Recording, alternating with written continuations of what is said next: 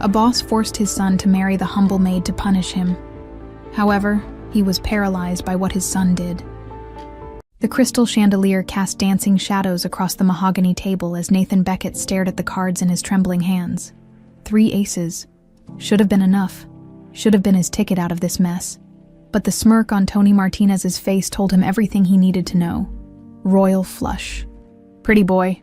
Tony's gold tooth glinted as he swept the chips toward himself. That's $500,000 you owe me now. Nathan's stomach dropped like a stone. The casino's ambient noise, slot machines chiming, dice clattering, dealers calling out, suddenly felt deafening. $500,000 gone. Just like that? I need more time, Nathan stammered, his voice barely audible over the blood rushing in his ears. Tony leaned back in his chair, studying Nathan like a predator sizing up wounded prey. Time's a luxury, Beckett, and luxuries cost extra. He gestured to his 2 bodyguards flanking the table. You've got 48 hours after that. Well, let's just say your daddy's money won't be able to fix what we break. Nathan's hands shook as he reached for his phone. The screen showed 17 missed calls from his father. 17. Each one probably angrier than the last. The drive back to the Beckett mansion felt like a funeral procession. Charlotte's skyline blurred past the windows of his BMW. But Nathan couldn't focus on anything except the conversation he was about to have.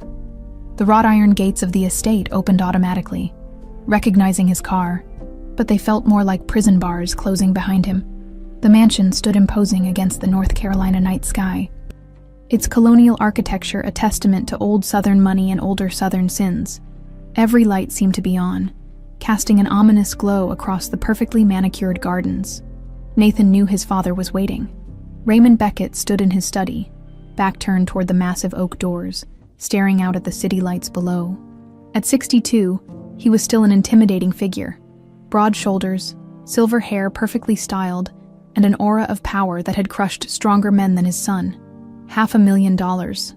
Raymond's voice was deadly calm, which was somehow worse than screaming. In one night, Nathan closed the door behind him, the click echoing like a gunshot.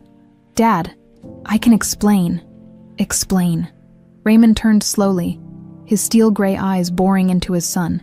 Explain how my only heir, the future of this empire, threw away enough money to buy a house in a single poker game. It wasn't supposed to go that far. I had it under control. Under control. Raymond's laugh was harsh. Bitter. Son? You haven't had anything under control since you were 16. The drinking, the gambling, the women. I've cleaned up your messes for years, hoping you'd grow up. But this, he gestured dismissively, this is the final straw. Nathan felt his knees go weak. He'd seen his father angry before. But this was different. This was disappointment so profound it felt like hatred. What are you going to do? Nathan asked, dreading the answer. Raymond walked to his desk, picking up a crystal paperweight, a gift from the governor after Raymond had donated to his campaign. You want to act like a child, then you'll be treated like one. You're getting married. Nathan blinked. What? You heard me? Married? To the most humble person in this house. Maybe that'll teach you some humility. Dad, you can't be serious. This is 2024, not 1824. You can't just... I can do whatever I damn well please. Raymond's voice rose for the first time. This is my house, my money, my rules. You've proven you can't handle responsibility. So I'm giving you the ultimate responsibility, a wife. Nathan's mind raced. Who are you talking about? A knock at the study door interrupted them. Come in, Raymond called. The door opened to reveal Mrs. Henderson, the head housekeeper, followed by a young woman Nathan had barely noticed before. She was small, maybe 5'4", with dark hair pulled back in a simple ponytail. Her uniform was pressed and clean, her posture straight but not defiant. She looked like she'd rather be anywhere else in the world. This is Rachel Lawson, Raymond announced. She's been with us for 3 months. Excellent references. Quiet, respectful, hardworking. Everything you're not. Rachel's cheeks flushed pink, but she didn't speak. Her eyes, a deep brown that seemed to hold secrets, flicked between father and son before settling on the Persian rug beneath her feet. You're insane, Nathan breathed. I'm not marrying the help. Oh, but you are. Raymond's smile was predatory. "Unless you'd prefer I call Tony Martinez and explain that you won't be paying your debt after all." The blood drained from Nathan's face. Tony wasn't known for his patience or his mercy. Stories about what happened to people who couldn't pay their gambling debts were whispered in every high-end casino from Charlotte to Atlanta. "The wedding will be in 2 weeks," Raymond continued, as if planning a business merger. "Big affair. All of Charlotte's finest families will be invited to witness the Beckett heir marry his... What's the word? Cinderella." His laugh was cruel. "Of course, this Cinderella won't be getting a happy ending. This is punishment, not a fairy tale." Rachel's hands clenched at her sides, but she still didn't speak. Nathan wondered what she was thinking, what she was feeling. Was she horrified, terrified, or was there something else behind those careful, guarded eyes? "This is medieval," Nathan protested weakly. "You can't force someone to marry against their will." "Can't I?" Raymond looked at Rachel. "Miss Lawson, you understand your position here, don't you? Your employment, your housing, your future, all depend on your cooperation. I trust you'll make the right choice." Rachel finally looked up, meeting Raymond's gaze directly. When she spoke, her voice was steady, controlled. "I understand, Mr. Beckett." Nathan stared at her. She was agreeing to this madness. "You don't have to do this," he said to her. "He can't make you." "Actually, he can." Rachel's voice was quiet but firm. "I need this job, Mr. Beckett. I don't have family, no safety net. If Mr. Beckett says this is what's required..." She shrugged, a gesture that seemed almost resigned. "Then I guess I'm getting married." Raymond nodded approvingly. "Sensible girl. You could learn something from her, Nathan." Nathan felt like he was drowning. The room seemed to spin around him as the reality of his situation sank in. Married, to a woman he didn't know, didn't love, had barely even spoken to. All because he'd been stupid enough to think he could win back his losses with one more hand. "The announcement will go out tomorrow," Raymond said, returning to his desk. "Mrs. Henderson will handle the arrangements, Miss Lawson. You'll move to the guest wing immediately. Can't have the bride-to-be staying in the servants' quarters." His tone made it clear this was another humiliation, not a kindness. As Mrs. Henderson led Rachel out of the study, Nathan caught one last glimpse of her face. For just a moment, he thought he saw something flicker in her eyes. Not fear, not resignation, but something else entirely. Something that looked almost like satisfaction. But that was impossible. Nobody could be satisfied with this arrangement. Nobody except his father, who was already pouring himself a brandy to celebrate his latest victory. Nathan stumbled out of the study and up the grand staircase to his room, his mind reeling. In 2 weeks, he'd be married to a woman whose last name he'd just learned tonight, a woman who'd agreed to tie herself to his sinking ship without hesitation. As he collapsed onto his bed, still wearing his clothes from the casino, Nathan couldn't shake the image of Rachel's eyes. There had been something there, something hidden beneath the surface of her careful composure. But what? 3 years earlier, Durham, North Carolina.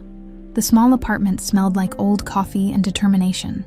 Helen Morrison sat across from 17-year-old Rachel at a kitchen table covered in newspaper clippings, photographs, and legal documents. The overhead light cast harsh shadows across Helen's weathered face, making her look older than her 58 years. "He destroyed everything," Helen said. "Helen." Her voice steady despite the tremor in her hands. "My career, my sister's life, countless families who trusted him." She pushed a photograph across the table. "This is Raymond Beckett in 1998, the year he orchestrated the pension fund collapse that killed my investigation." Rachel picked up the photo, studying the younger version of the man who would become her target. Even then, his eyes held that cold calculation she'd later come to know so well. "You sure about this?" Helen asked, watching Rachel's face carefully. "Once you're inside that house, there's no turning back. You'll have to become someone else entirely." Rachel nodded without hesitation. "You saved me from the streets when I was 14, gave me a home, an education, a purpose. This is what I was meant to do." Helen reached across the table, squeezing Rachel's hand. "Remember, patience is your greatest weapon. Beckett is smart, paranoid, one wrong move and you'll end up like everyone else who tried to cross him." "I won't let you down," Rachel promised. And she meant it. Present day, The guest wing of the Beckett mansion felt like a gilded cage. Rachel sat on the edge of the four-poster bed, staring at the engagement ring Raymond had presented her with that morning. A massive diamond that probably cost more than most people made in a year. It was beautiful and cold. Just like everything else in this house, she slipped the ring off and opened the hidden compartment in her jewelry box, revealing the small recording device Helen had given her 3 years ago, still functional, still waiting to capture the evidence that would bring Raymond Beckett to his knees. A soft knock interrupted her thoughts. "Come in," she called, quickly closing the jewelry box. Mrs. Henderson entered carrying a garment bag. "Your wedding dress arrived, dear mister. Beckett wants you to try it on." Rachel unzipped the bag, revealing a stunning white gown that probably cost more than her entire wardrobe. Everything about it screamed expensive. The hand-sewn beadwork, the imported silk, the designer label she didn't recognize but knew was exclusive. "It's beautiful," she said. And it was. It was also another prop in Raymond's theater of humiliation. "He has excellent taste," Mrs. Henderson said carefully. The older woman had been kind to Rachel since her arrival, but there was always a wariness in her eyes, as if she knew there was more to the new maid than met the eye. After Mrs. Henderson left, Rachel changed into the dress. It fit perfectly. Raymond had somehow known her exact measurements, which was both impressive and unsettling. She stood before the mirror, practicing the expression she'd wear on her wedding day. Nervous, but resigned. Grateful, but overwhelmed. The perfect mask for a woman marrying above her station. Her reflection stared back at her, and for a moment she almost forgot who she really was. The girl Helen had rescued from the street seemed like a different person entirely. A crash from downstairs broke her concentration. Then shouting, Nathan's voice, slurred and angry. Rachel quickly changed back into her uniform and crept toward the staircase. "Don't care what he says," Nathan was screaming at someone in the foyer.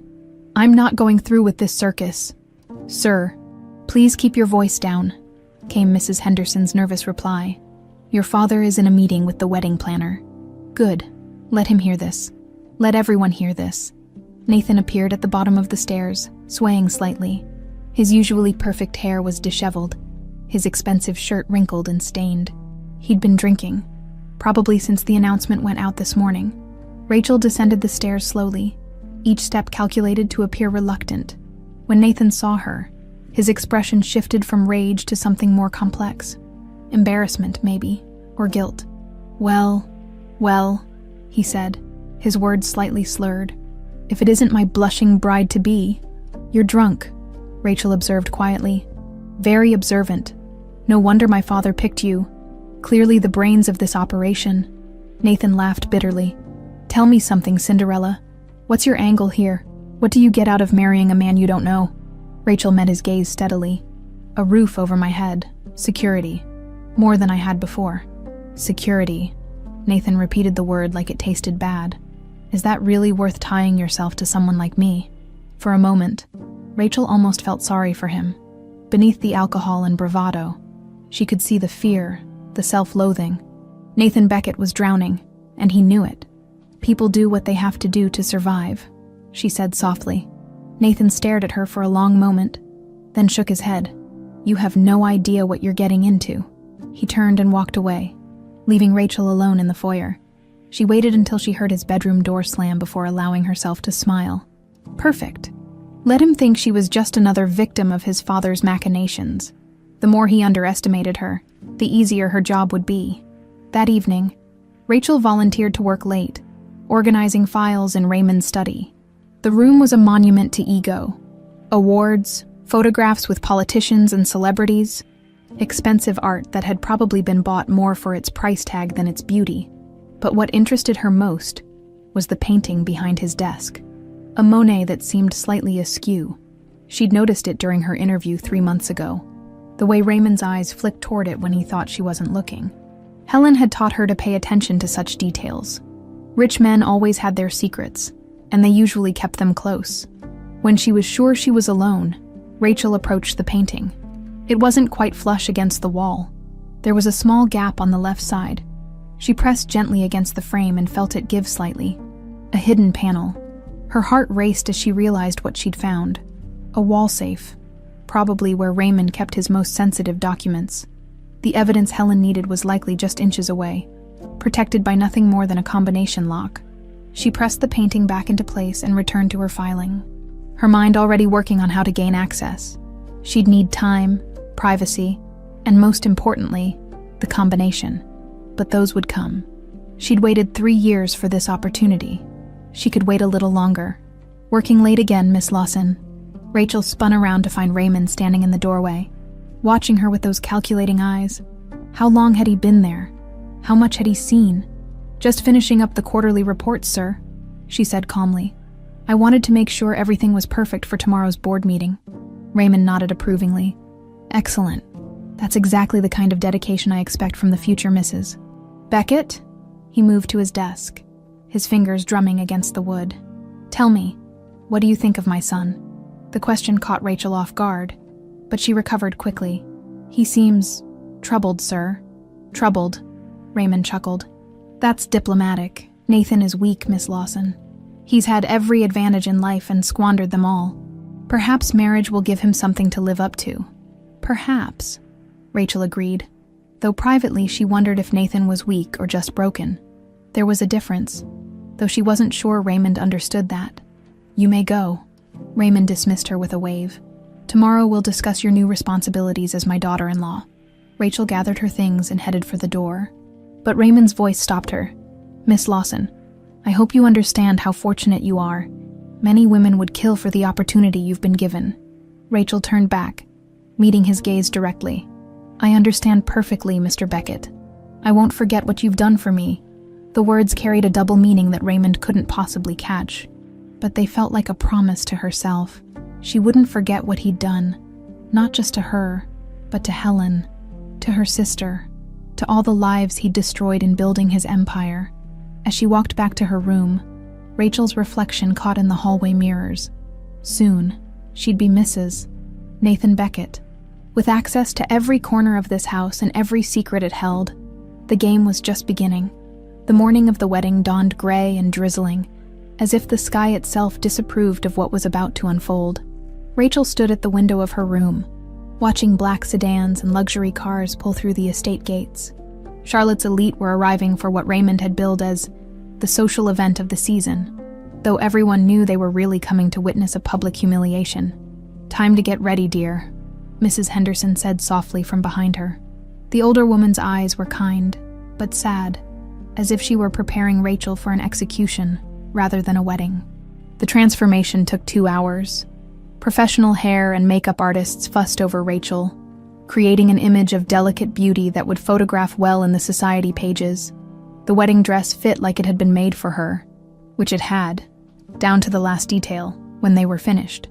Rachel barely recognized herself in the mirror. You look beautiful, Mrs. Henderson whispered, tears threatening to spill from her eyes. Rachel touched the woman's hand gently. Thank you for everything. Downstairs, St.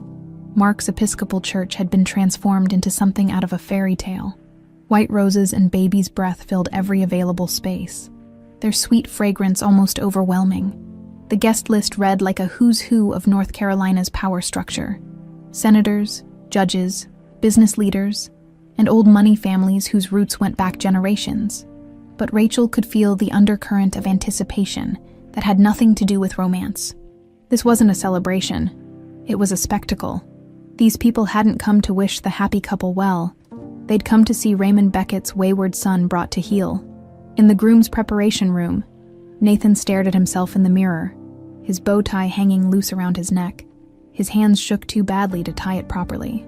3 shots of whiskey hadn't helped steady his nerves. Let me, said his best man, James Crawford, reaching for the tie. James had been Nathan's roommate at Duke, and the closest thing he had to a real friend. You look like hell, man. Feel worse, Nathan muttered. Can you believe this is actually happening? James worked on the bow tie with practiced ease. Your dad's always been a hard ass, but this is next level even for him. I keep thinking I'm going to wake up and it'll all be some kind of nightmare. Nathan's laugh was hollow.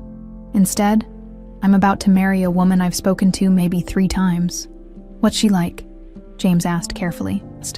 Nathan considered the question. Quiet, smart, I think. There's something about her eyes, like she's always watching, always thinking. He paused. I don't think she's as helpless as my father believes. Maybe that's a good thing, James suggested. Maybe she'll surprise you. Nathan shook his head. Nothing good ever comes from my father's schemes. She's just another casualty in his war against anyone who doesn't measure up to his standards. The church was packed by the time the ceremony began. Rachel could hear the murmur of conversation from behind the doors. Speculation, gossip, barely concealed excitement about the drama they were about to witness. She took a deep breath, centering herself the way Helen had taught her. The music began, and the doors opened. Rachel walked down the aisle alone. She had no family to give her away, which was part of the story's cruel poetry. The assembled guests turned to watch her approach, their faces a mixture of curiosity and pity. She could practically hear their thoughts. Poor girl. Beautiful. But what a waste. Beckett's really outdone himself this time. At the altar, Nathan waited in his perfectly tailored tuxedo, looking every inch the reluctant groom. When their eyes met, Rachel saw a flash of something. Surprise, maybe? At how she looked. For just a moment, his mask slipped, and she glimpsed the pain underneath. Raymond sat in the front row, radiating satisfaction. This was his show, his moment of absolute control over his son's life. Next to him, Charlotte's mayor nodded approvingly. Good politics to support the Beckett family's decisions, even the bizarre ones. The ceremony itself was a masterpiece of barely concealed tension. Reverend Phillips, clearly uncomfortable with the circumstances, rushed through the traditional words as if speed might somehow minimize the damage being done. When he asked if anyone objected to the union, the silence stretched so long it became almost comical. Do you, Nathan Alexander Beckett, take Rachel Marie Lawson to be your lawfully wedded wife? The Reverend asked. Nathan's pause was so long that whispers began to ripple through the congregation. His jaw worked silently, and for a moment Rachel wondered if he might actually walk away. Finally, in a voice barely above a whisper, he said, I do. When it was Rachel's turn, she spoke clearly and calmly. I do. The words carried no emotion, no joy, no fear, just acceptance of what had to be done. The reception at the Beckett mansion was even more uncomfortable than the ceremony. The ballroom had been decorated with the same excessive elegance as the church, but the atmosphere felt more like a wake than a celebration. Guests clustered in small groups, their conversations hushed and speculative. Nathan had started drinking the moment they arrived, working his way through champagne flutes with mechanical efficiency. Rachel stayed close to his side, playing the part of the grateful bride, but she could feel the hostility radiating from him in waves. So touching. Margaret Whitfield, the mayor's wife, gushed as she approached the newlyweds. A real Cinderella story. You must feel like the luckiest girl in the world, dear. Very lucky, Rachel agreed, her smile never wavering. And Nathan, Margaret continued, either oblivious to or enjoying his discomfort. What a romantic you are, sweeping this lovely girl off her feet. Nathan's grip on his champagne glass tightened. Romance had nothing to do with it, he said, his words slightly slurred. This is purely a business arrangement, isn't it, sweetheart? The term of endearment came out like a curse. Margaret's eyes widened with delight. This was even better gossip than she'd hoped for. Nathan, Rachel said quietly, placing a gentle hand on his arm. Perhaps I should what? Nathan turned on her, his voice rising just enough to draw attention from nearby guests. Pretend this is something it's not. Pretend I'm happy about being sold into marriage to pay off my debts. The conversations around them quieted as people strained to hear. This was exactly the kind of scene they'd come hoping to witness. Rachel felt every eye in the room on her, waiting to see how she'd react to this public humiliation. She could play the wounded bride, burst into tears and run from the room. It's what everyone expected. Instead, she stepped closer to Nathan, her voice soft but clear enough for others to hear. I know this isn't what either of us wanted, she said, but we're married now. For better or worse, we can make each other miserable, or we can try to make the best of an impossible situation. Nathan stared at her, something flickering in his eyes that might have been surprise or respect. Before he could respond, Raymond appeared at their side, his smile sharp as a blade. Having fun, children? He asked. Margaret, I hope you're enjoying the party. It's not every day the Beckett family gains a new member. "Oh, it's wonderful," Margaret gushed. "So romantic." Raymond's laugh was cold. "Romance, yes, that's exactly what this is." His gaze shifted between Nathan and Rachel. "A perfect match, don't you think? Beauty and the Beast?" The cruelty in his words was breathtaking, even by Raymond's standards. Rachel felt Nathan stiffen beside her, his free hand clenching into a fist. "Dad," Nathan began, but Raymond cut him off. Now, son, no need to thank me. I'm sure you'll both be very happy together." He raised his own glass in a mock toast. "To my son and his beautiful bride. May they get exactly what they deserve." The words hung in the air like a threat. Around them, the assembled guests shifted uncomfortably, suddenly finding their champagne flutes fascinating. Even Margaret seemed to realize she'd stumbled into something darker than she'd anticipated. As the evening wore on, the reception became increasingly surreal. Nathan continued drinking, his comments growing more bitter and more public. Rachel endured each barb with quiet dignity, but she could see the guests beginning to whisper among themselves. Some looked at her with pity, others with fascination. A few seemed almost impressed by her composure under fire. Finally, mercifully, the ordeal began to wind down. Guests started making their excuses, eager to escape the toxic atmosphere and spread word of what they'd witnessed. The servants began clearing away the remnants of what should have been a celebration, but felt more like a funeral. As the last guest departed, Rachel found herself alone in the ballroom with Nathan, who was swaying slightly as he surveyed the wreckage of their wedding day. "Well, Mrs. Beckett," he said, his voice thick with alcohol and bitterness. "Welcome to the family." Rachel looked around at the scattered rose petals, the half-empty champagne glasses, the wilted centerpieces that would be thrown away in the morning. Everything beautiful had been twisted into something ugly, just like her new life. "Thank you," she said quietly. "For what it's worth, I'm sorry it had to be this way." Nathan studied her face, searching for sarcasm or pity, but finding neither. "Yeah," he said finally. "Me too." They stood there in the ruined ballroom, two strangers bound together by cruelty and circumstance, both wondering what fresh hell tomorrow would bring. The first 3 weeks of marriage passed like a slow-motion car crash.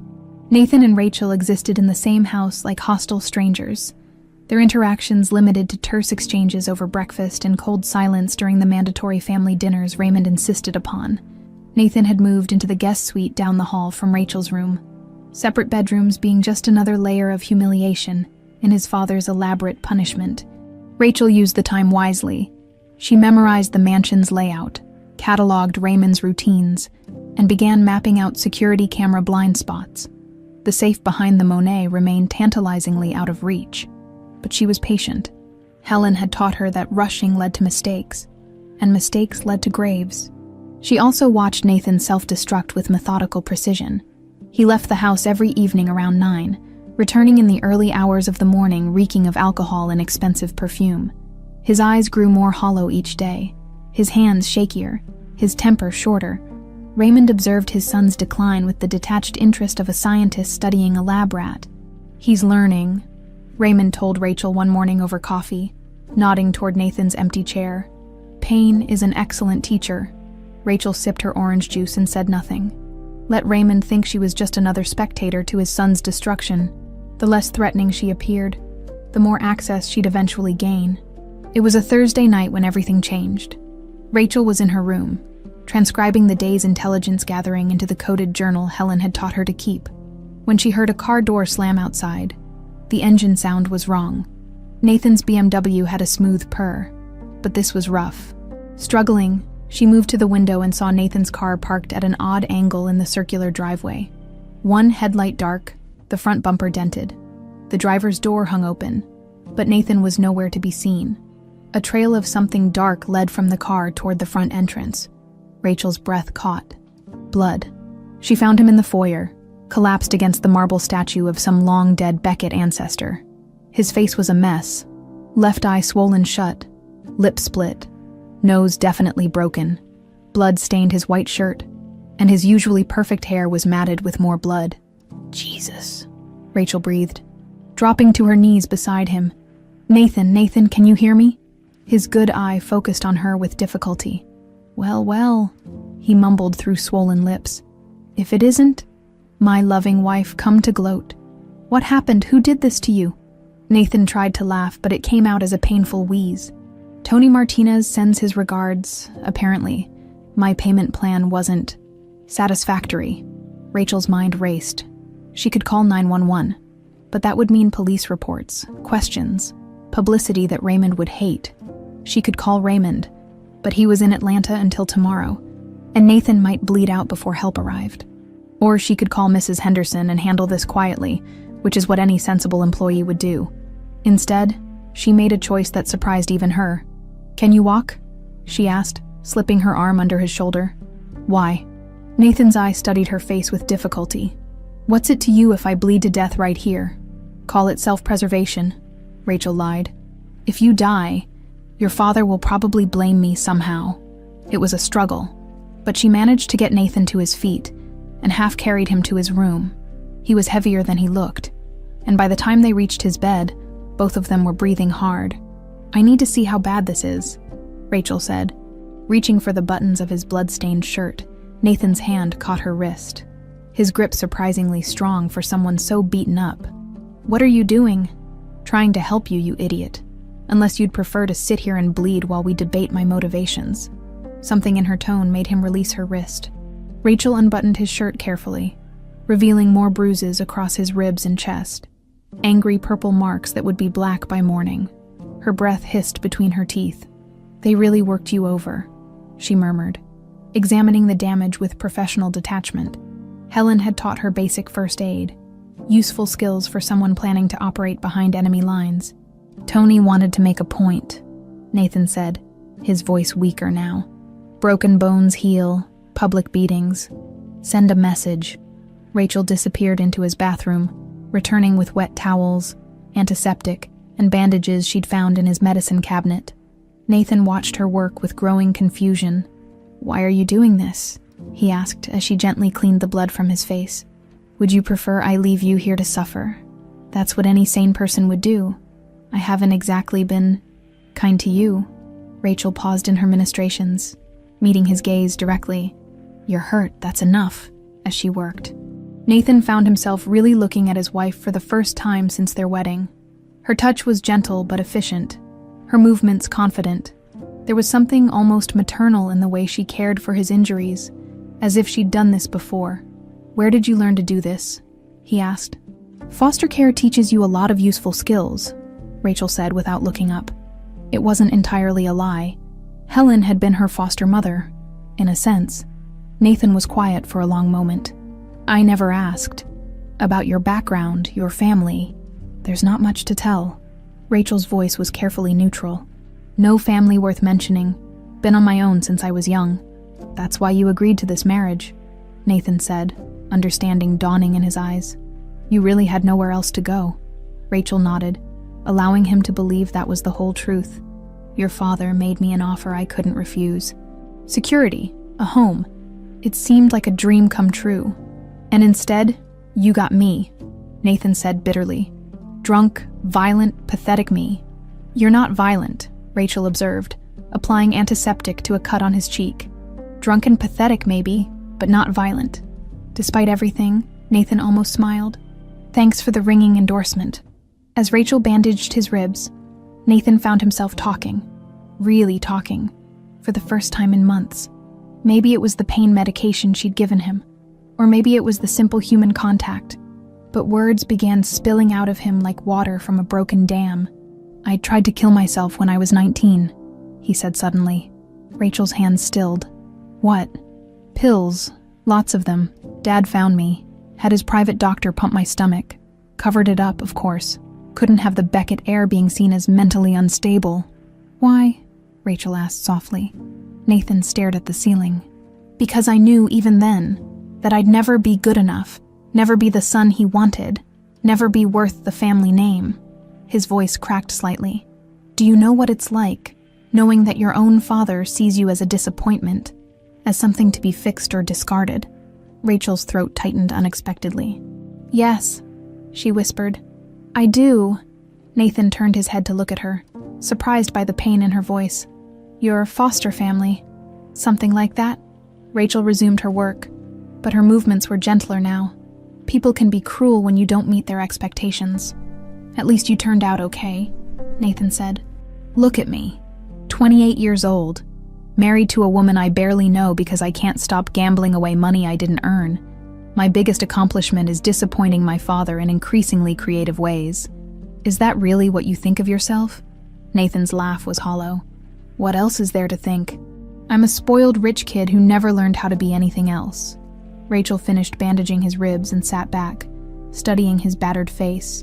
Mrs. Henderson told me something interesting yesterday, about the children's hospital downtown. Nathan's good eye flicked to hers, suddenly wary. What about it? She said an anonymous donor has been covering the medical bills for kids whose families can't afford treatment. Big money, no strings attached, been going on for 3 years now. So she also mentioned that the donations always come through the same law firm, the one that handles your personal accounts. Nathan's jaw tightened. That doesn't prove anything. No, Rachel agreed. It doesn't. Just like it doesn't prove that you've been quietly paying off the student loans for everyone who worked in your fraternity's kitchen during college. Or that you bought Mrs. Henderson's daughter that car when she graduated nursing school. How do you... Nathan started, then stopped. It doesn't matter. Good deeds don't cancel out all the stupid ones. Rachel leaned forward, her voice intense. They prove you're not the man you think you are, or the man your father thinks you are. Nathan stared at her, something shifting behind his eyes. For a moment, the broken, bitter shell cracked, and she caught a glimpse of the person he might have been under different circumstances. Why do you care? He asked quietly. Rachel considered her answer carefully. The truth was complicated. She needed him alive and functional for her plans to work. But somewhere in the last hour, her motivations had become muddied by something dangerously close to genuine concern. Because everyone deserves to have someone believe in them, she said finally. Even spoiled rich kids with gambling problems. Nathan's eyes filled with something that might have been tears, though he blinked them away quickly. You don't know me, Rachel. Not really. If I did, what? I'd run screaming. Join the long list of people who've written you off. Rachel shook her head. I'm tougher than I look, Nathan Beckett, and I'm not going anywhere. As she gathered up the bloody towels and empty bandage packages, Nathan watched her with something approaching wonder. When was the last time someone had taken care of him without expecting anything in return? When was the last time someone had looked at him and seen potential instead of problems? Rachel, he called as she reached the door. She turned back. Yes, thank you for not leaving me to bleed. Get some sleep, she said softly. And next time you go out, maybe stick to places where they don't settle debts with baseball bats. After she left, Nathan lay in the dark thinking about his wife's gentle hands and fierce words for the first time in months. The constant ache in his chest felt less like despair and more like possibility. Down the hall, Rachel sat on her bed, staring at her hands. They still trembled slightly from the adrenaline of crisis, but that wasn't what bothered her. What bothered her was how natural it had felt to care for Nathan. How easily compassion had overridden calculation. She was supposed to be focused on her mission, on justice for Helen and her family. She wasn't supposed to be developing feelings for the son of her enemy. But as she replayed the conversation in her mind, Nathan's broken voice admitting his suicide attempt, his quiet generosity toward strangers, she felt her carefully constructed walls beginning to crack. This was dangerous. This was not part of the plan. This was becoming real. Nathan's recovery took longer than either of them expected. The bruises on his ribs made breathing painful, and the concussion Tony's men had given him left him with splitting headaches and occasional dizzy spells. For the first week, he barely left his room except for Raymond's mandatory dinner appearances, where he sat in silence while his father made pointed comments about learning from one's mistakes. Rachel found herself checking on him more often than she'd planned. She told herself it was purely practical. A bedridden husband would complicate her mission. But the truth was more unsettling. Something had shifted between them that night, when she'd tended his wounds, and she couldn't quite push it back into the neat little box where she kept her emotions. You don't have to keep doing this, Nathan said on the fourth night as Rachel appeared in his doorway with a tray of soup and pain medication. Mrs. Henderson has enough to worry about, Rachel interrupted, setting the tray on his nightstand. Besides, I don't mind. Nathan studied her face in the lamplight. The formal distance she'd maintained since their wedding had softened into something warmer, though she still kept her guard up. Why, and don't say it's because you're my wife. We both know this marriage is a joke. Rachel perched on the edge of his bed, a liberty she wouldn't have taken a week ago. Maybe because I know what it's like to feel completely alone. Tell me, Nathan said quietly. About before. About your real life. Rachel hesitated. The story she was supposed to tell, orphaned young, bounced between foster homes, finally aging out of the system, was detailed and rehearsed. But looking at Nathan's battered face, at the genuine interest in his eyes, the lies felt heavier than usual. I lost my parents when I was 14, she began, sticking close to the truth. Car accident, had to go live with a family friend, Helen Morrison. That must have been hard. Helen was good to me, gave me a home, an education, but she was damaged by something that had happened to her years before. Someone had destroyed her career, her family. She never got over it. Nathan picked at the soup, listening intently. What happened to her? She died 2 years ago, cancer. Rachel's voice caught slightly. This part was entirely true. She made me promise to be strong, to not let the world break me the way it had broken her. Is that why you married me? To honor her memory? Rachel met his gaze. I married you because I didn't have a choice. But maybe Helen would have understood.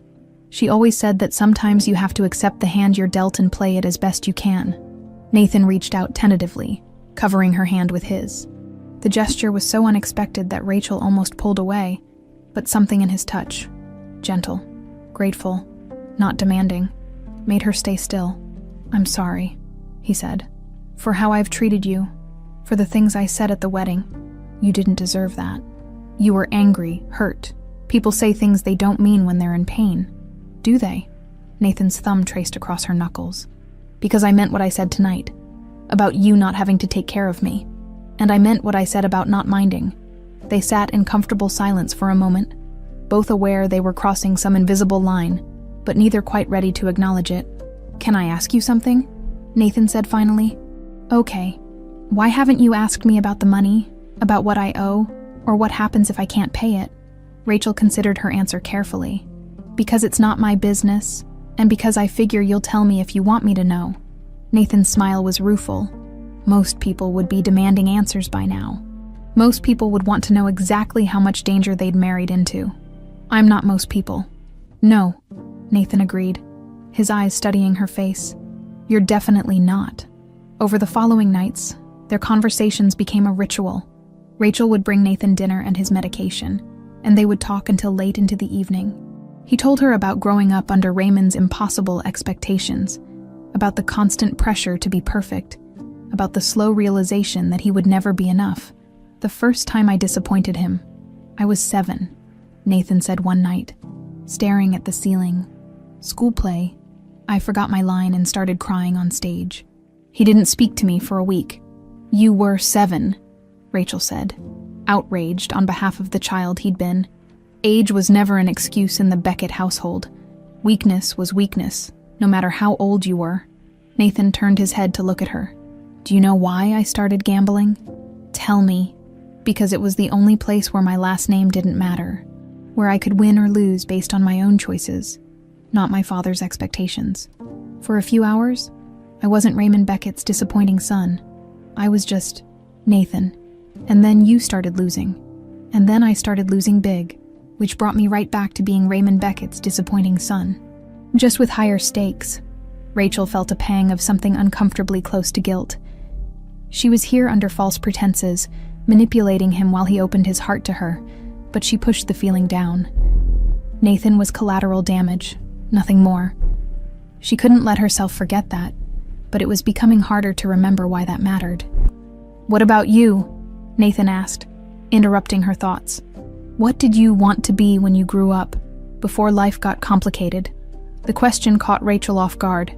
It had been so long since anyone had asked her about her dreams, rather than her plans. A teacher, she said without thinking. Elementary school. I wanted to help kids who felt lost, the way Helen helped me. You'd be good at that, Nathan said with surprising conviction. You're patient, kind, You see the good in people, even when they can't see it themselves. Rachel's throat tightened. If only he knew the truth, that she was here to destroy his family, that every kindness was calculated, that she was the furthest thing from good he could imagine. What makes you think that? She asked, her voice slightly hoarse. Because you're here, Nathan said simply. Because you stayed when you could have left me bleeding in the foyer, because you listen without judging. Because you make me feel like maybe I'm worth something after all. The words hit Rachel like a physical blow. She stood abruptly, needing distance before she said something she couldn't take back. I should let you get some sleep, she said, reaching for the empty soup bowl. Nathan caught her wrist gently. Did I say something wrong? No, it's late. Rachel. Her name on his lips was soft, questioning. Look at me. Reluctantly, she met his eyes. The connection between them was undeniable now, crackling with possibility and danger in equal measure. I know this situation is insane, Nathan said quietly. I know we barely know each other, and I know my father forced you into this marriage. But these past few nights, talking with you, it's the first time I've felt human in months. Rachel's resolve wavered. Nathan, I'm not asking for anything, he said quickly. I just want you to know that whatever this is between us, whatever it becomes, I'm grateful. For the first time since this whole mess started, I'm actually grateful. Rachel stared down at him. This broken, generous, impossible man who was making her question everything she thought she knew about herself. The smart thing would be to walk away, to maintain the professional distance that would let her complete her mission without complications. Instead, she leaned down and kissed his forehead gently, a gesture so tender it surprised them both. Good night, Nathan, she whispered, as she walked back to her room. Rachel's mind was spinning. She was falling for him. There was no point in denying it anymore. Nathan Beckett, with his wounded eyes and gentle hands and capacity for goodness despite everything his father had done to him, was becoming real to her in a way that threatened everything. She thought about Helen, about the promise she'd made, about the evidence still locked in Raymond's safe. She thought about justice and revenge and the fine line between them. And she thought about Nathan's gratitude, his trust, his growing affection for a woman who was lying to him about everything that mattered. In her room, Rachel sat at her small desk and opened her coded journal.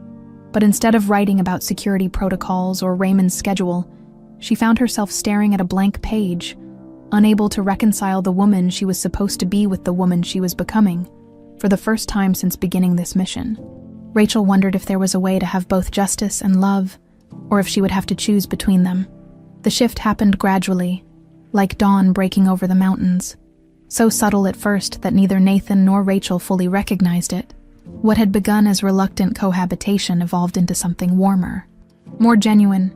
Nathan's injuries healed, but he found himself lingering in conversations with Rachel, seeking her company even when he didn't need her care. 3 weeks after the beating, Nathan was mobile again. Though still tender around the ribs, he'd started joining Rachel for breakfast. Not the formal dinners Raymond insisted upon, but quiet morning meals where they could talk without performance or pretense. You don't have to do that, Rachel said one morning, watching Nathan attempt to flip pancakes with his still sore left arm. Mrs. Henderson has enough on her plate, Nathan replied, echoing Rachel's own words from weeks before. Besides, I like cooking. Never had much chance to do it before. Rachel smiled, remembering her surprise when she'd discovered Nathan in the kitchen at dawn, determined to make breakfast himself. Let me help. They worked side by side, moving around each other with an ease that would have seemed impossible a month ago. Nathan found himself stealing glances at Rachel, the way morning light caught the gold highlights in her dark hair, the small smile that played at her lips when she thought he wasn't looking, the graceful efficiency of her movements. There, Rachel said, sliding perfect golden pancakes onto a plate. Much better than your first attempt. Hey, those weren't that bad, Nathan protested. But he was grinning. They were burnt on one side and raw on the other. I was going for rustic. Rachel laughed. A real laugh, bright and musical. And Nathan felt something in his chest tighten. When was the last time he'd made someone laugh like that? When was the last time he'd wanted to? After breakfast, they found themselves gravitating toward the mansion's conservatory, a glass-walled room filled with exotic plants that Raymond's decorator had chosen more for status than beauty. It had become their unofficial refuge, a place where the weight of the Beckett name seemed lighter.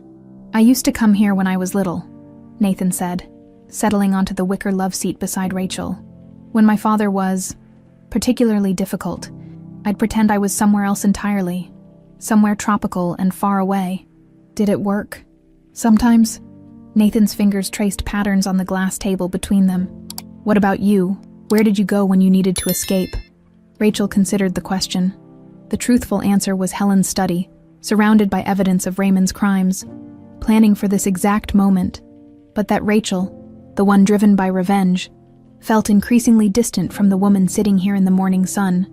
Books, she said instead, which wasn't entirely a lie. Helen had this massive library. I could lose myself for hours in other people's stories. What kind of stories? All kinds. But I loved the ones where ordinary people did extraordinary things, where they found the strength to fight back against impossible odds. Nathan studied her profile, noting the way her voice had become stronger, more passionate. You believe in that ordinary people can change things, don't you? I used to, before I learned that money and power trump everything else, no matter how righteous your cause. Rachel turned to face him fully. That's not true. Sometimes the most powerful thing you can do is simply refuse to be broken, refuse to let the bastards win. The fierce conviction in her voice surprised them both. Nathan saw a flash of something in her eyes. Steel beneath silk, strength that went bone deep. It was the same quality he'd glimpsed the night she'd cared for his injuries. But stronger now, more visible.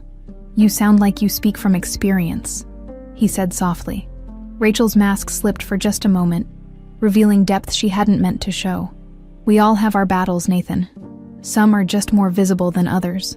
Before Nathan could ask what she meant, the conservatory door opened and Raymond appeared, his expression thunderous. There you are, he said, his gaze taking in their close proximity on the love seat. I've been looking everywhere for you, Nathan. We have business to discuss. Nathan's jaw tightened. Can it wait? Rachel and I were just... No, it cannot wait. Raymond's voice brooked no argument. Mrs. Beckett, I'm sure you have domestic duties to attend to. The dismissal was deliberate and cutting. Rachel rose gracefully, but Nathan caught her hand. Stay, he said, his eyes fixed on his father. Whatever you need to discuss, my wife can hear it. Your wife, Raymond said with particular venom, is not a member of this family's business concerns. She's a member of this family, period. If you want to talk to me, she stays. The tension in the room was palpable. Rachel could feel the power struggle playing out between father and son, with herself as the unlikely catalyst. This was a side of Nathan she hadn't seen before. Protective, defiant, willing to challenge his father's authority. Fine, Raymond said after a long moment. Perhaps it's time Mrs. Beckett learned exactly what kind of family she's married into. He moved to the windows, his silhouette imposing against the morning light. Tony Martinez called this morning. He's growing impatient with your recovery period. He wants his money, Nathan, all of it by the end of the month. Nathan's hand tightened around Rachel's. I don't have it. No, you don't. Which means we need to discuss alternatives. What kind of alternatives? Rachel asked, her voice steady despite the alarm bells going off in her head. Raymond smiled, and it wasn't pleasant. The kind that involve liquidating assets, selling properties, cutting expenditures. You mean cutting me loose, Nathan said flatly. I mean protecting the family business from your continued poor judgment. There are several options. We could arrange an annulment. Claim the marriage was coerced. Send your wife back where she came from with a modest settlement. Rachel felt Nathan's entire body tense beside her. No. Raymond's eyebrows rose. I'm offering you a way out of this mess, son. A chance to start fresh without the burden of an unsuitable wife dragging you down. Rachel isn't a burden. Nathan's voice was quiet but steel-edged. And she's not going anywhere. Don't be ridiculous. This marriage was meant to teach you a lesson, not become a permanent arrangement. The girl served her purpose. The girl, Nathan said, standing slowly, is my wife. And if you think I'm going to let you discard her like yesterday's newspaper, you don't know me at all. Rachel stared at Nathan in shock. He was defending her, genuinely, fiercely defending her, against his own father. The man she'd assumed was weak, broken, selfish, was putting himself on the line for her sake. The guilt hit her like a physical blow. How touching, Raymond sneered. The wastrel's son finds his backbone over a fortune-hunting servant girl. Don't. Nathan's voice was dangerous now. Don't you dare talk about her that way. Why? Because you think you love her. Because you think this little domestic fantasy you've been playing is real. Raymond laughed harshly. She's using you, Nathan. Just like everyone else who's ever shown you attention. Wake up before you lose what's left of your inheritance chasing after a woman who'll leave you the moment something better comes along.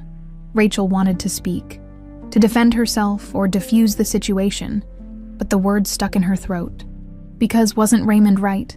In a way, she was using Nathan, just not in the way his father imagined.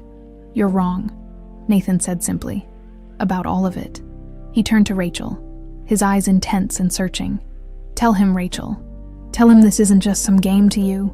Rachel looked at Nathan's earnest face, then at Raymond's knowing smirk, and felt the weight of her deception crushing down on her.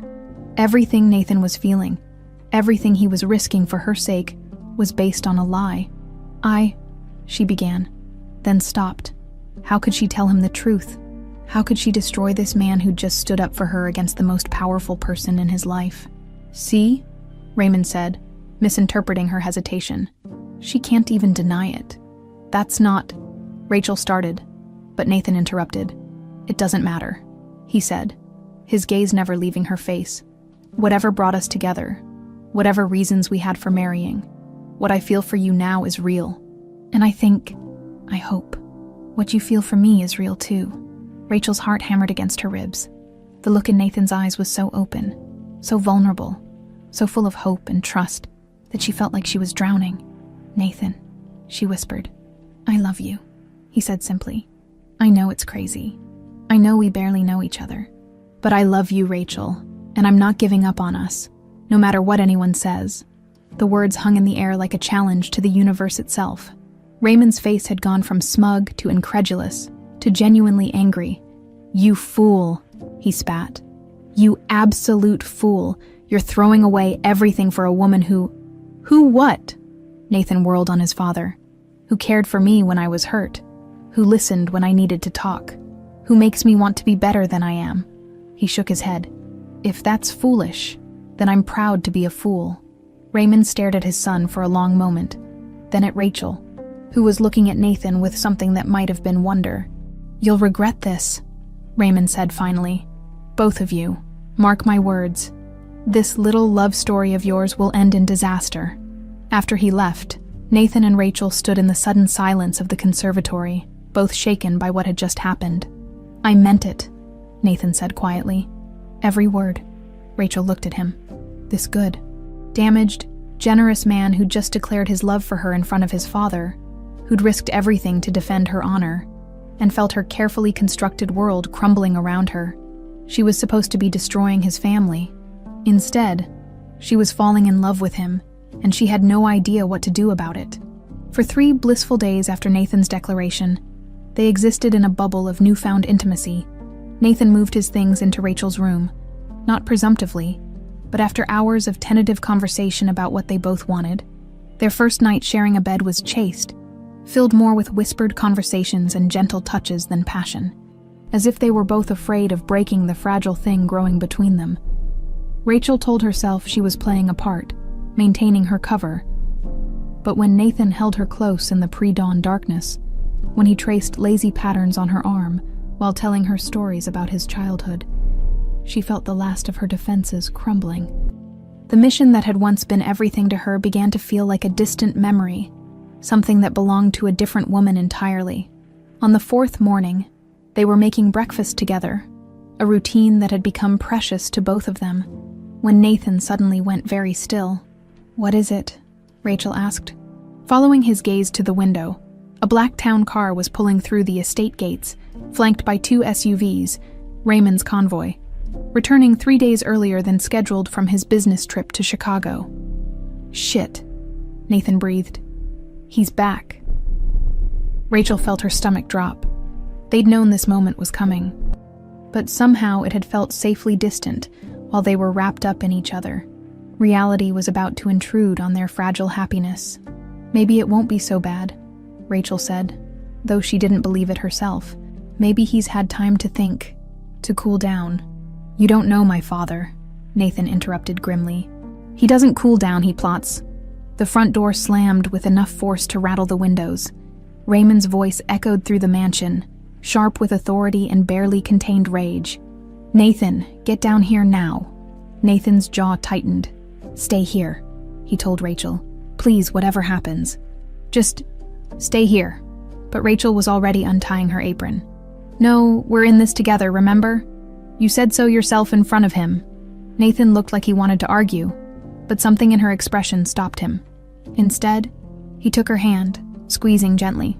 Whatever he says, whatever he threatens, just remember that I meant what I told you. I love you, Rachel. That's not going to change. They found Raymond in his study, standing behind his massive desk like a general preparing for war. His silver hair was perfectly styled. Despite the early hour, his suit immaculate, he looked like he'd been awake for hours.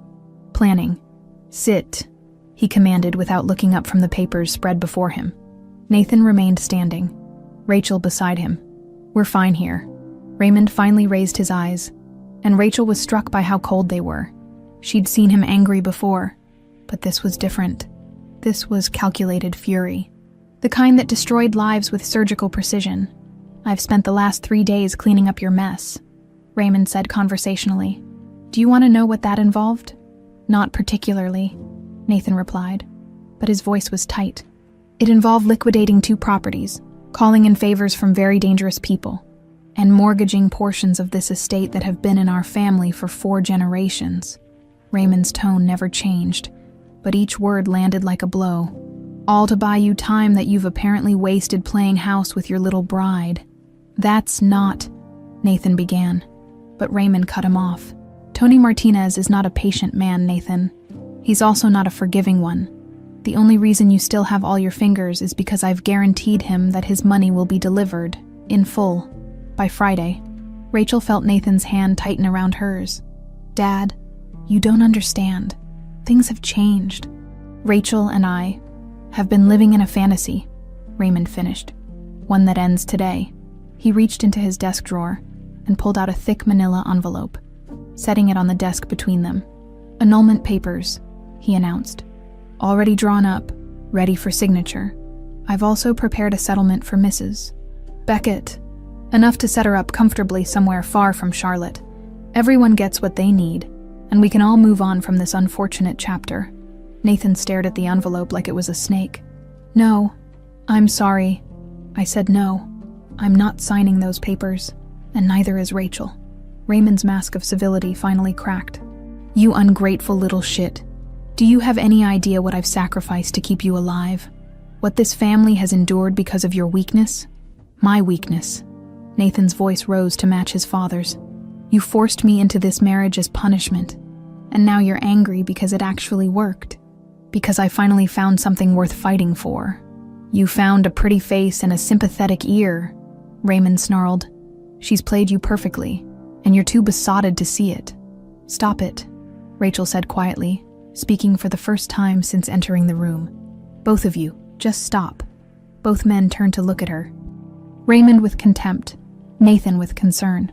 Mr. Beckett, Rachel continued, addressing Raymond directly. I understand you think I'm some kind of gold digger, but you're wrong. I didn't ask for any of this. No, you just made the best of an opportunity when it presented itself, Raymond replied. Very smart, very calculating, I almost admire it. You don't know anything about me, Rachel said, her voice growing stronger. You don't know where I came from, or what I've been through. You don't know why I'm here or what I want. I know enough, Raymond shot back. I know you came from nothing, that you have no family, no connections, no prospects. I know you latched onto my son the moment you realized what he could offer you. Nathan stepped protectively in front of Rachel. That's enough. You want to take your anger out on someone. Take it out on me. Leave her alone. Leave her alone, Raymond laughed harshly. Son, she's the reason you're in this position. Before she came along, you were manageable, predictable. Now you're talking about love and making stands, and it's going to get you killed. Maybe that's not such a bad thing, Nathan said quietly. Maybe dying for something I believe in is better than living for nothing at all." The words hung in the air like a physical presence. Raymond went very still, his face cycling through emotions too quickly for Rachel to track. "Get out," he said finally, his voice deadly quiet. "What?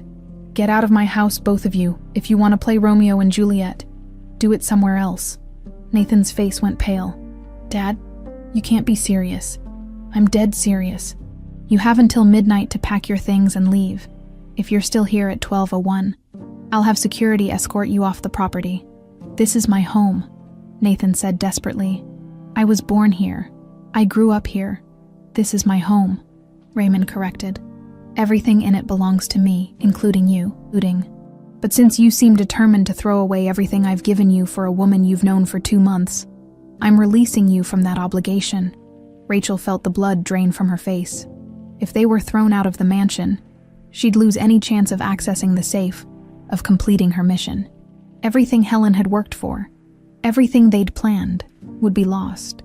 But looking at Nathan's stricken expression, at the way his world was crumbling around him, the mission suddenly seemed less important than the man standing beside her.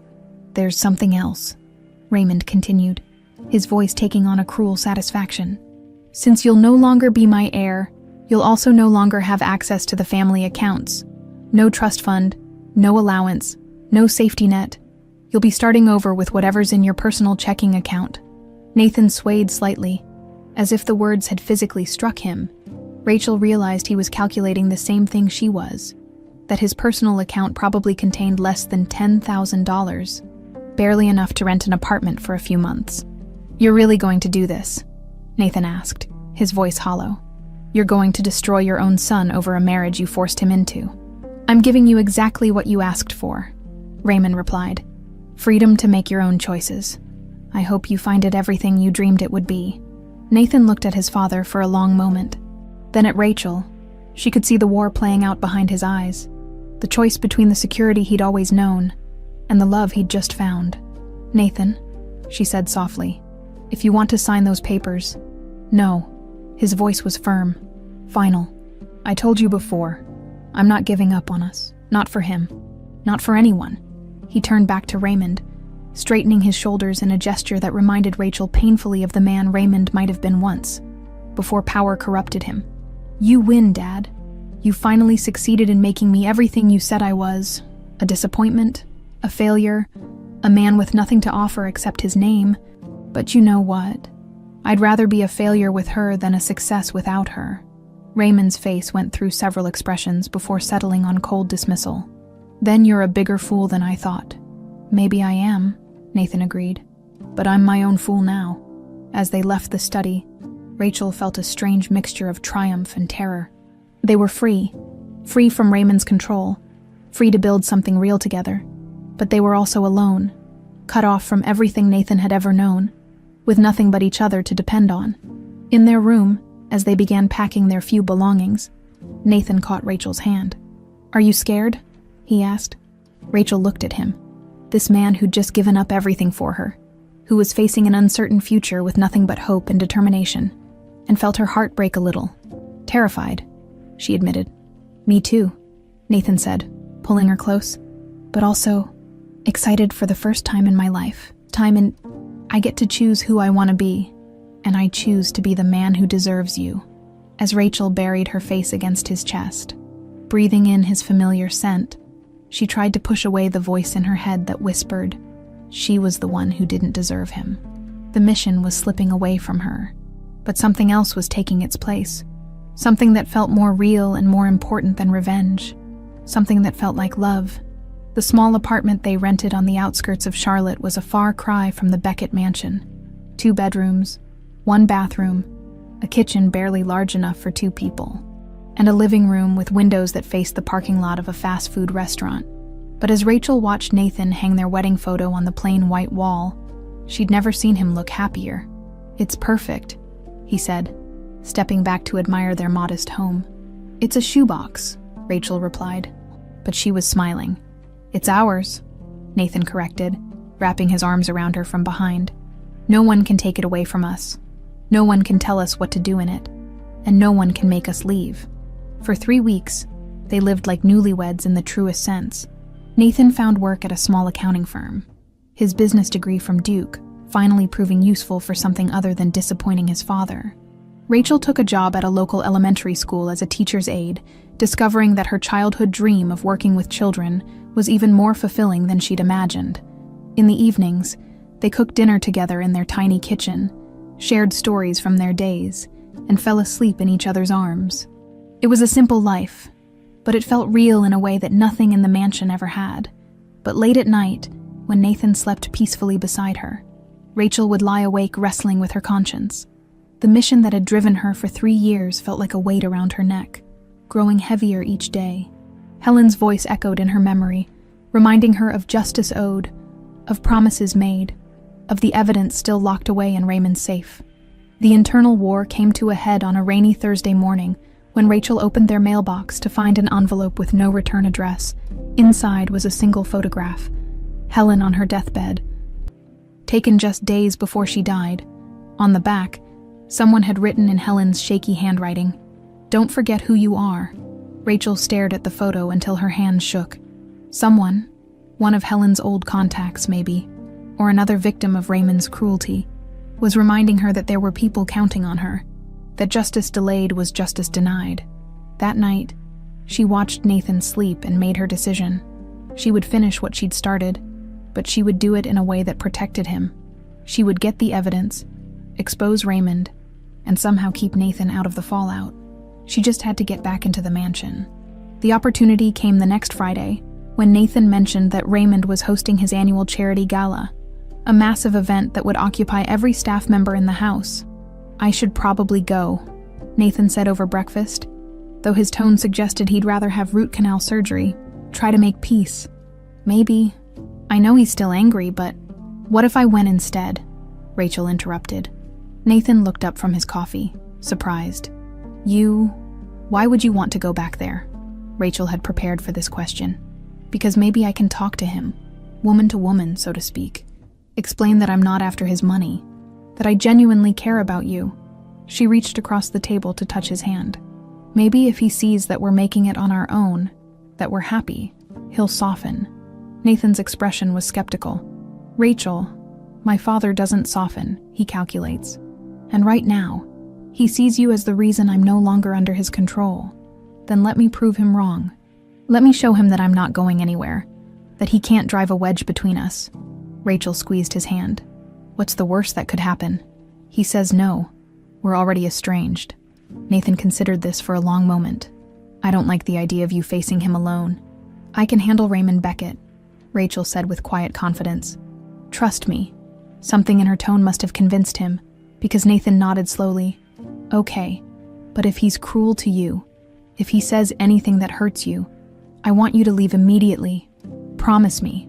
"I promise," Rachel lied smoothly. The charity gala was even more extravagant than their wedding had been. The mansion's ballroom glittered with crystal and candlelight, filled with Charlotte's most influential citizens writing large checks to make themselves feel philanthropic. Rachel had borrowed a black cocktail dress from her neighbor, sophisticated but not flashy, expensive looking without being obvious about it. She waited until the auction portion of the evening began, when Raymond would be on stage and most of the staff would be busy with service. Then she slipped away from the crowd and made her way to his study. The room was dark, illuminated only by the light from the hallway. Rachel closed the door behind her and moved quickly to the Monet, her heart hammering against her ribs. After months of planning, she was finally here. The painting swung away from the wall on hidden hinges, revealing the safe she'd discovered so long ago. It was an older model, digital but not biometric, probably installed in the late 90s, the kind that would have a backup mechanical override in case of power failure. Rachel pulled out the small electronic device Helen had given her 3 years ago, a gift from one of Helen's contacts in the intelligence community. It was designed to run through common combinations, using algorithms to predict likely passwords based on personal information. She input everything she knew about Raymond. Birth dates, social security numbers, important dates in Beckett family history. The device began its work, cycling through thousands of combinations in seconds. 20 minutes passed. 30. Rachel could hear the auction continuing in the ballroom. Raymond's voice occasionally carrying over the microphone. But how long before someone noticed she was missing? 45 minutes. Rachel was beginning to panic when she heard the soft click of tumblers falling into place. The safe door swung open. Inside was everything Helen had dreamed of finding. Files upon files of financial documents, recordings on old cassette tapes, photographs of meetings that should never have happened, evidence of pension fund manipulation, insider trading, bribery, money laundering, decades of criminal activity carefully documented and preserved. And there, in a separate folder marked with Helen's maiden name, were the documents that had destroyed her life. Proof that Raymond had orchestrated the discrediting of her investigation, had bribed officials to bury her story, had systematically ruined everyone who tried to expose him. Rachel's hands shook as she photographed everything with the tiny camera Helen had given her. This was it. Enough evidence to bring down not just Raymond, but half the corrupt power structure in North Carolina. Justice for Helen, for her sister, for everyone who had suffered at Raymond's hands. Find what you were looking for. Rachel spun around to find Raymond standing in the doorway, his expression unreadable in the darkness. She began, but he cut her off with a raised hand. Please, Miss Morrison. Excuse me, Mrs. Beckett. Or should I call you Miss Morrison? That is your real name, isn't it? Helen Morrison's little protégé. Rachel's blood turned to ice. He knew. He'd known all along. That's right, Raymond continued, stepping into the room and closing the door behind him. Did you really think I wouldn't recognize Helen Morrison's handiwork? The woman spent years trying to destroy me. Of course I'd notice when someone trained by her appeared in my house. Then why did I hire you? Why did I force Nathan to marry you? Raymond's smile was cold as winter. Because it amused me. Because I wanted to see how far you'd go. How much you were willing to sacrifice for your precious justice. Rachel found her voice. You let me into your home knowing who I was. I let you in because I knew exactly who you were. And I wanted to watch you choose between your mission and my son. Raymond moved closer, his presence filling the room like poison. Congratulations, by the way, you lasted longer than I expected before falling for Nathan's wounded puppy routine. It's not a routine, Rachel said fiercely. He loves me. Does he? Or does he love the woman you pretended to be? Raymond gestured toward the open safe. What do you think will happen when he finds out his beloved wife married him under false pretenses? That every moment of tenderness, every declaration of love, was built on lies. Rachel felt sick. I was going to tell him. When? After you'd destroyed his family? After you'd sent his father to prison? Raymond laughed harshly. How do you think that conversation will go, darling? I love you, but I've been lying about everything since the day we met. And oh, by the way, I'm about to ruin your life. The words hit Rachel like physical blows, because they echoed her own fears. How could she tell Nathan the truth without destroying him? How could she complete her mission without losing the man she'd come to love more than revenge itself? Here's what's going to happen, Raymond continued, his voice taking on the tone of a man used to absolute control. You're going to put those files back, close that safe, and walk out of here. You're going to go home to my son and pretend to be the loving wife he believes you are, and you're never going to speak of this night again. And if I refuse, Raymond's smile was predatory, then I'll tell Nathan everything about Helen, about your real reason for being here, about the lies you've built your entire relationship on. I wonder how he'll take the news that his wife never loved him at all. Rachel stared at him, trapped between impossible choices.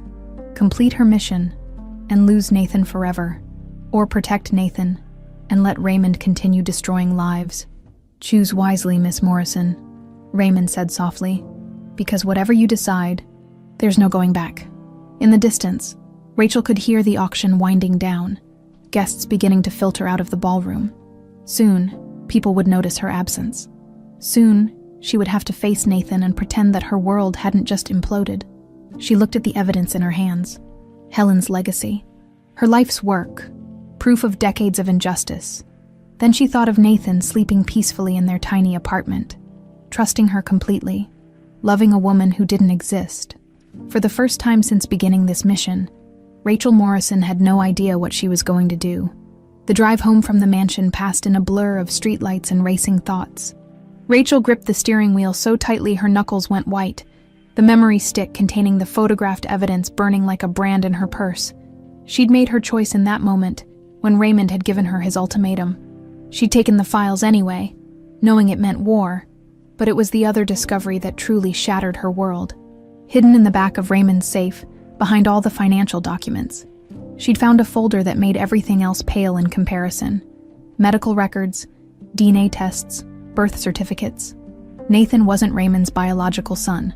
The implications crashed over her like a tidal wave. If Nathan wasn't a Beckett by blood, then everything changed. Her mission to destroy the Beckett family wouldn't destroy Nathan. It would free him from the man who'd tormented him his entire life under false pretenses. Nathan was waiting for her when she got home, pacing their small living room like a caged animal. "Thank God you're back," he said, pulling her into his arms. "I was starting to worry. How did it go with my father?" Rachel buried her face against his chest, breathing in his familiar scent while her mind raced. Everything she'd believed, everything she'd planned for, had shifted in the span of an hour. "It was illuminating," she said finally. Nathan pulled back to study her face. "What does that mean? Did he listen to you? Did he—" He stopped, noticing something in her expression. "Rachel, what's wrong? You look like you've seen a ghost." "We need to talk," Rachel said quietly. "There are things I need to tell you. Things about me. About us. About your father." Nathan's face went pale. "Are you leaving me? Is that what this is about?" "No." The word came out fierce, definitive. "No, Nathan, I'm not leaving you. I love you. But there are things you need to know, and they're going to be hard to hear." Nathan guided her to their small couch. His hands gentle, but his eyes worried. "Whatever it is, we can handle it together. Just tell me." Rachel took a shaky breath, knowing that the next few minutes would either save or destroy them. "My name isn't Rachel Lawson. It's Rachel Morrison, and I didn't come to work for your father by accident." Nathan went very still. "What are you talking about?" "The woman who raised me, Helen Morrison, wasn't just a family friend. She was an investigative journalist who spent years trying to expose your father's crimes. He destroyed her career, her life, everything she cared about." Rachel's voice grew stronger as she continued. "She raised me with one purpose: to get inside your father's house and find the evidence she never could publish." Nathan stared at her, his face cycling through confusion, hurt, and something that might have been betrayal. "You're saying you married me as part of some kind of revenge scheme?" "Yes. Initially," Rachel reached for his hands, but he pulled away. "Nathan, please listen to me. Yes, that's how it started, but it's not how it ended. Everything I feel for you, everything we've built together, that's real." "Real?" Nathan's voice cracked. "How can any of it be real when it's all built on lies?" "Because love doesn't follow plans," Rachel said desperately. "Because somewhere between taking care of you when you were hurt and listening to you share your dreams, I stopped being Helen's weapon and started being your wife." Nathan stood abruptly, running his hands through his hair. "I need to understand this. You came to our house specifically to destroy my family, to destroy your father," Rachel corrected. "I never wanted to hurt you, Nathan. I didn't even know you when this started." "But you know me now," Nathan said, his voice hollow. "And you still went through with it. You still went to his house tonight to— what? Steal from him, gather more evidence." Rachel hesitated, then pulled the memory stick from her purse. "Yes, I found everything Helen needed. Decades of financial crimes, bribery, corruption, enough to put your father in prison for the rest of his life." Nathan stared at the small device like it was a weapon pointed at his heart. "And you're planning to use it." "I was, but then I found something else." Rachel's voice grew urgent. "Nathan, there's something about you that changes everything. Something your father never told you." "What are you talking about?" Rachel took a deep breath. "You're not his son, not biologically. Your mother had an affair, and Raymond knew about it. He's known your entire life that you're not a Beckett." The words hung in the air like a bomb waiting to explode. Nathan's face went through a dozen emotions before settling on something between shock and disbelief. "That's impossible," he whispered. "I have the DNA tests, the medical records. Your father kept them all these years, maybe as leverage, maybe as some kind of twisted proof of his wife's betrayal. But Nathan, don't you see what this means? It means none of it was your fault.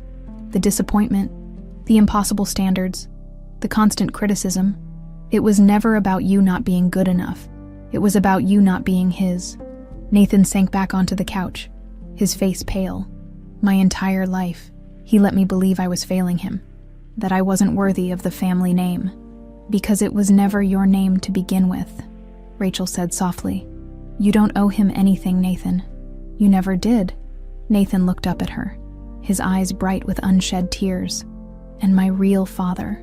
I don't know. The records just show that Raymond isn't your biological parent. But Nathan, it doesn't matter who your real father was. What matters is who you choose to be.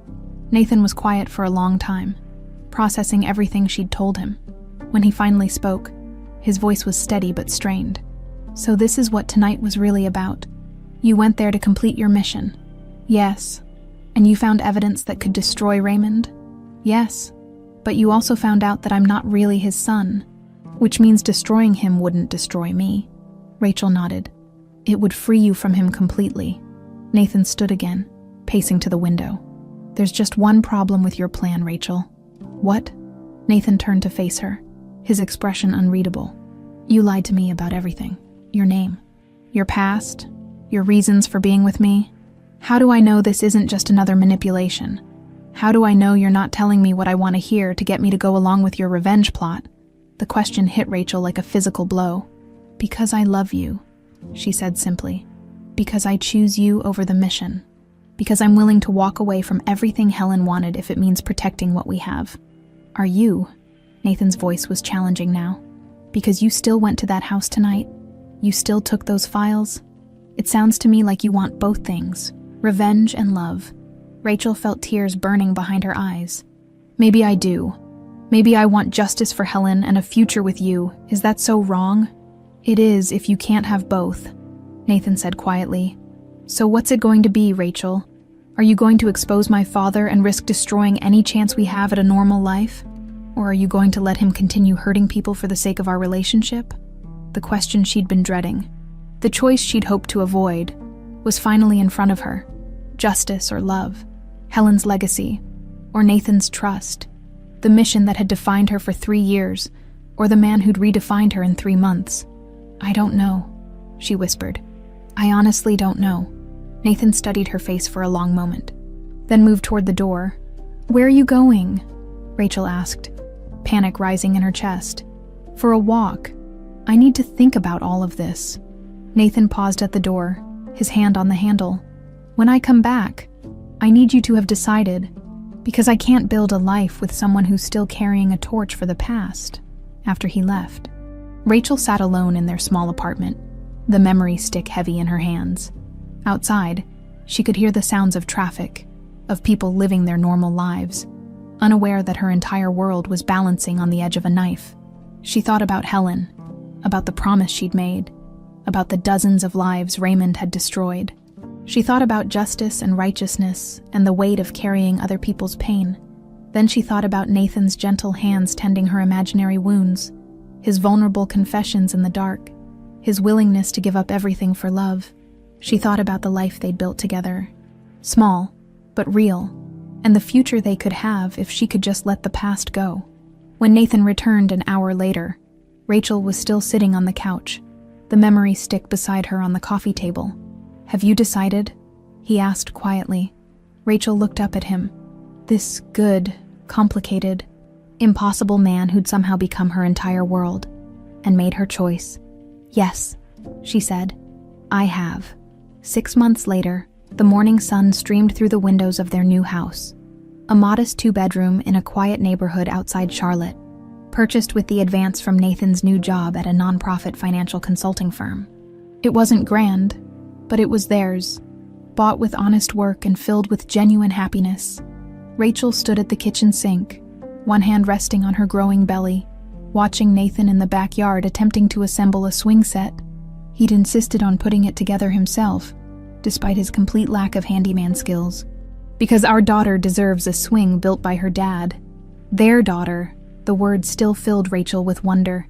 When she'd discovered her pregnancy 3 months ago, the timing had seemed impossibly complicated, but Nathan had swept her into his arms, spinning her around their tiny apartment. laughing and crying at the same time. "We're going to be a family," he'd whispered against her hair. "A real family." The pregnancy had also made her decision about the evidence crystal clear. She couldn't risk exposing their child to the media storm and legal battles that would follow Raymond's downfall. Some might call it cowardice, but Rachel called it choosing love over vengeance. She destroyed the memory stick without ever showing Nathan what it contained. The truth about his parentage had been enough. He'd deserved to know that Raymond's cruelty hadn't been earned, that the impossible standards and constant disappointment weren't reflections of Nathan's worth. "The instructions are clearly written by someone who hates humanity," Nathan called from the yard, holding up a wrench like it had personally offended him. "Do you need help?" Rachel called back. "From my pregnant wife. I think not. I've got this handled." Rachel smiled, watching him wrestle with a piece of the swing set that was obviously upside down. She'd learned that Nathan's stubborn pride was actually endearing when it wasn't being used for self-destruction. The doorbell interrupted her thoughts. Through the front window, she could see a familiar figure on their porch. Mrs. Henderson, looking nervous and clutching a small wrapped package. "Mrs. Henderson." Rachel opened the door, surprised. "What are you doing here?" The older woman glanced around nervously before stepping inside. "I'm sorry to bother you, dear, but I needed to see you. There's something you should know." Nathan appeared from the backyard, wiping grease from his hands. "Mrs. Henderson, is everything all right? Is it my father?" Mrs. Henderson's expression was grave. "In a way, yes, Mr. Beckett. He's had a heart attack, a massive one. He's in the hospital, but the doctors don't expect him to recover." Rachel felt Nathan's hand find hers, squeezing tight, despite everything Raymond had done. He was still the only father Nathan had ever known. "When?" Nathan asked quietly. 3 days ago. He's been unconscious since it happened." Mrs. Henderson hesitated. "But before he lost consciousness, he asked for you. Both of you." Nathan and Rachel exchanged glances. "What did he say?" Rachel asked.